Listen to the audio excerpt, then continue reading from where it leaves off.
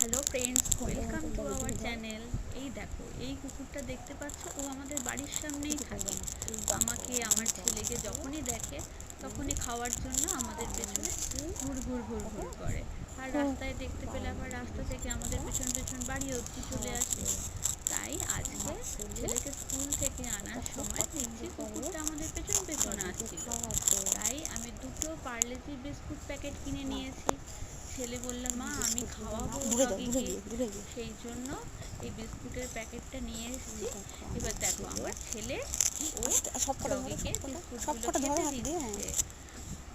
Packet থেকে বার করেছে, বার করে করে দিচ্ছে। আর ও খুব খুশি ডগিকে খেতে দিয়ে। যখনই ডগিটা আমাদের বাড়ির সামনে আসে তখনই সবসময় বলে, মা আমি ওকে খেতে দেবো। আর এই দেখো ডগিটাও কি সুন্দর খাচ্ছে, ও কত হ্যাপি খাবার খেয়ে। Thank you.